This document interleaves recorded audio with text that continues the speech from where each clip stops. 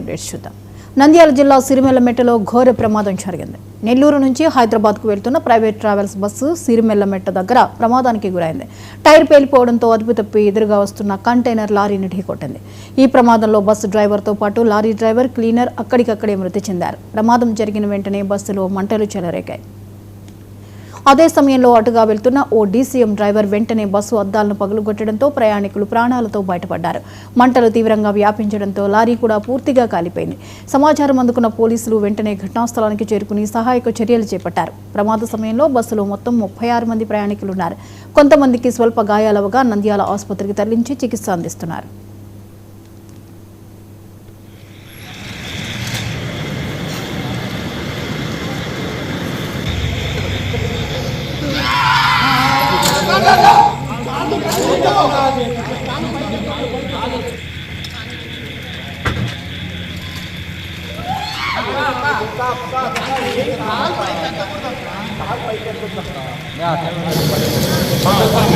కింద నుంచి రండి అన్న, కింద నుంచి రండి,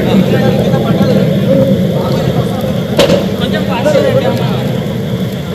తొందరగా రండి అన్న.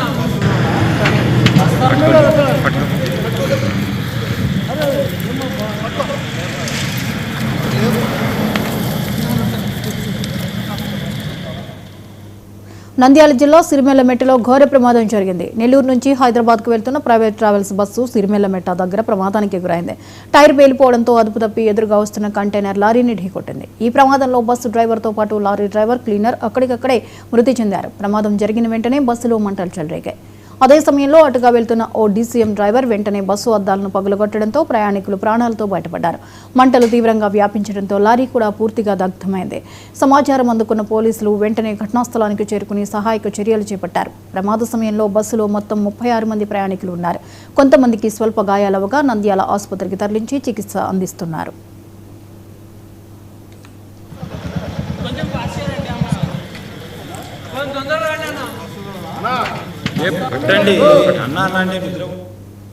ఇక ఈ అంశంపై మరిన్ని అప్డేట్స్ ని ఏపీ బ్యూరో చీఫ్ సాంబశివరావు అందిస్తారు. సాంబశివరావు, చెప్పండి, నంద్యాల జిల్లాలో ఈ బస్సు ప్రమాదానికి గురైంది, వివరాలు ఏంటి?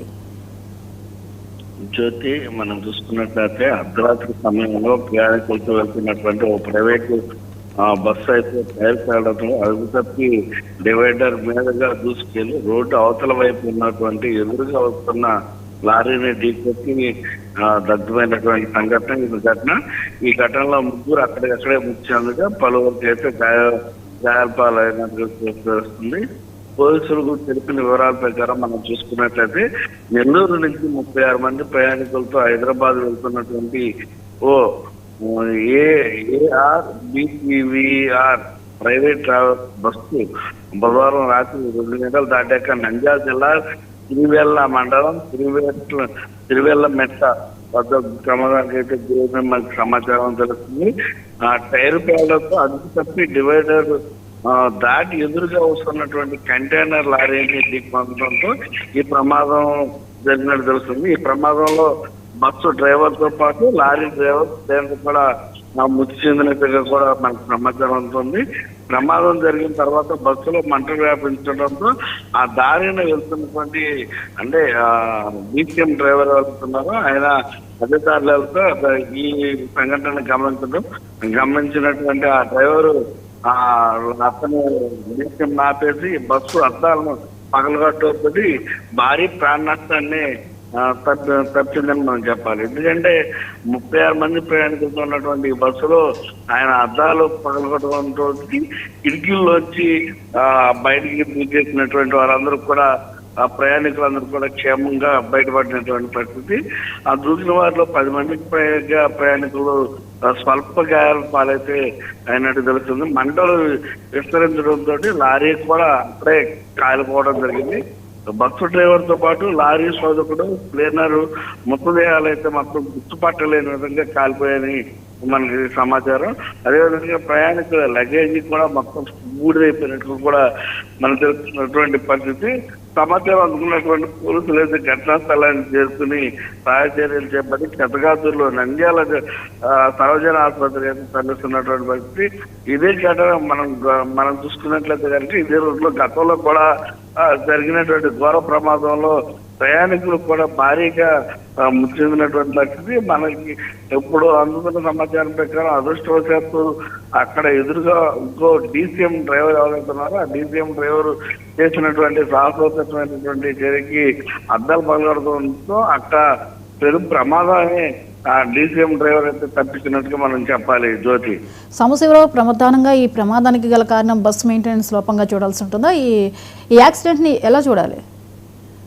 అంటే యాక్సిడెంట్ మనం చూస్తున్నట్టే ఎప్పుడు కూడా బస్సు టైర్లు ప్రెషర్ ఎక్కువైనప్పుడు ఇలాంటి సంఘటనలు జరుగుతూ ఉంటాయి. ఆ టైర్ కి సంబంధించి టైర్ పేలి అంటే బస్సు డ్రైవర్ లోపంగా మనం దీన్ని భావించాల్సినటువంటి పరిస్థితి లేదు. ఎందుకంటే ఆ టైర్ పేలడంతో బస్సు కంట్రోల్లో ఉండేటటువంటి అవకాశం అసలు లేనటువంటి పరిస్థితి. దీనికి డ్రైవర్ని అయితే మనం నిందించాల్సినటువంటి అవసరం లేదు. కానీ ఏదైతే టైర్ ఏదైతే ఉందో ఆ టైర్ పేలడంతో ఈ సంఘటన జరిగింది కాబట్టి ఆ టైరు వీక్ గా ఉన్నప్పుడు కూడా డ్రైవర్ వాళ్ళు పట్టించుకోకుండా పంపిస్తే కనుక అది పూర్తిగా యాజమాన్య లోపంగా మనం భావించాలి. లేని పక్షంలో అది ఏదైనా అనుకోని సంఘటన జరిగి ఆ టైర్ పేలితే కనుక అది యాదృచ్ఛికంగా మనం పరిగణించాల్సినటువంటి పరిస్థితి ఉంటుంది. జ్యోతి, రైట్, థ్యాంక్ యూ సమశివరావు.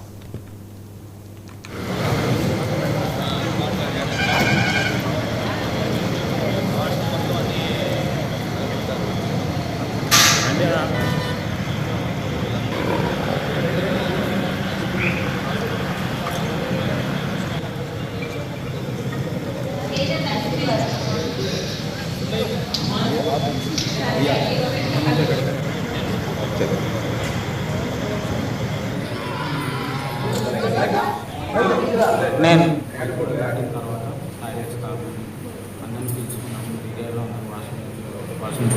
లోపలికి ఎక్కిన తర్వాత మళ్ళీ బయలుదేరాను. మామూలుగా నార్మల్గానే వెళ్ళిపోతాం. ఒక సైడ్ డివైడర్ రానుకున్నాను. టైర్ బ్లాస్ట్ అయిపోయి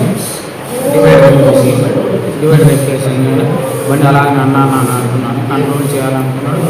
అది కంట్రోల్ కావడం లేదు. డివైడర్ పైన ఉండేసరికి కంట్రోల్ రాలేదు. బండి ఎవరో పాస్ డివైడర్ ఎక్కగానే అతను బ్లాస్ట్ అయింది. బ్లాస్ట్ అవుతానే నేను కింద పడి పడిపోయినాను. నేను ఎక్కడ లేదు నాకు అర్థం వాళ్ళకి వచ్చేసాను. అక్కడ బ్లాస్ట్ అయ్యి కింద పడిపోయాను. మళ్ళీ తర్వాత వచ్చి అందరికీ కాడికి వచ్చి టపా అందరినీ కొట్టేసినాను. కొట్టేసి లాక్ ఓపెన్ చేయండి చెప్పి ఒక ప్యాసింజర్ లాక్ ఓపెన్ చేసినాడు. అందరినీ తీసుకున్నాను, దింపుకున్నాను. మళ్ళీ తర్వాత మళ్ళీ రాడ్ తీసుకుని గ్లాసెస్ పగలు కొట్టేసినాను. ఇక్కడ కొందరిని దింపుకున్నాను, అక్కడ కొత్త కొందరు దింపుకున్నాను, కొందరు ఆటోమేటిక్గా బుక్ చేసినాను. బస్సులో ఉన్న ప్రయాణం దిగినారా? ప్రయాణికులు బస్సులో ఎవరు? తర్వాత మీ డ్రైవర్